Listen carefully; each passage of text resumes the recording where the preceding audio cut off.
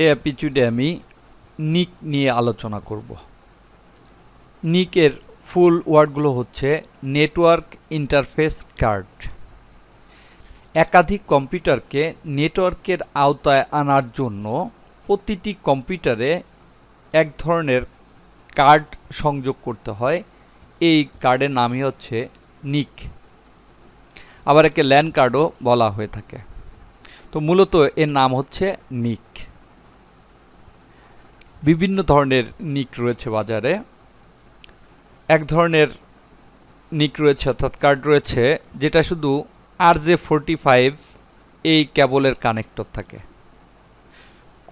আবার কোনো কার্ড রয়েছে যেখানে বিএনসির কানেক্টর এবং RJ45 এর কানেক্টর থাকে, অর্থাৎ দুইটা কানেক্টরই থাকে।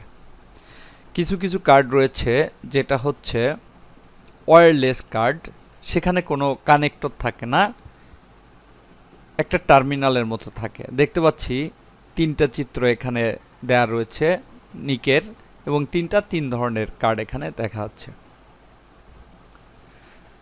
এই কার্ডের মধ্যে একটা বিশেষ সফটওয়্যার থাকে এবং সেখানে এর একটা অ্যাড্রেস থাকে। প্রতিটি কার্ডেরই একটা ইউনিক অ্যাড্রেস থাকে, অর্থাৎ কোনো কার্ডের অ্যাড্রেসের সঙ্গে অন্য একটা কার্ডের মিল পাওয়া যাবে না। এই অ্যাড্রেসের নাম হচ্ছে ম্যাক অ্যাড্রেস। ম্যাকের ফুল মিনিং হচ্ছে মিডিয়া অ্যাক্সেস কন্ট্রোল। এই ম্যাক অ্যাড্রেসের মাধ্যমেই মূলত তারা একে অপরকে চিনে নেয়।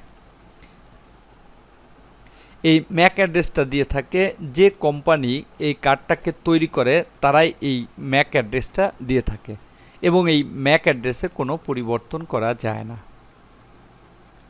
আমরা যখন নেটওয়ার্ক গড়ে তুলি তখন নেটওয়ার্কে কখনো ম্যাক অ্যাড্রেস ব্যবহার করে, আবার কখনো TCP/IP নামে যে প্রোটোকল, আমরা একটা অ্যাড্রেস দিয়ে থাকি আইপি অ্যাড্রেস, সেটা ব্যবহার করে। তবে বেশিরভাগ ক্ষেত্রেই এই ম্যাক অ্যাড্রেসটার বেশি প্রয়োজন পড়ে এবং সেটা কম্পিউটার একটা থেকে আরেকটা ইন্টারনালি সেটা সংযোগ করে থাকে।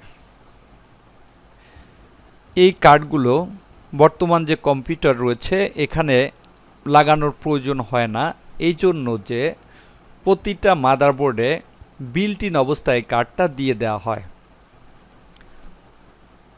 মাদারবোর্ডে এটা বিল্ট ইন কিনা এটা বোঝার জন্য মাদারবোর্ডের পিছনে যেখানে ইউএসবি কম এই কানেক্টরগুলো থাকে, সেখানে ইউএসবির মতো একটু বড় একটা কানেক্টর থাকে।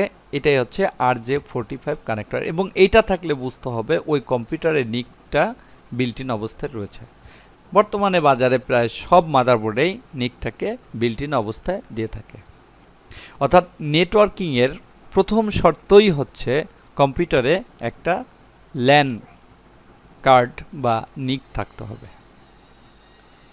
নিক না থাকলে এক কম্পিউটারের সঙ্গে আর এক কম্পিউটারে নেটওয়ার্ক করা যাবে না।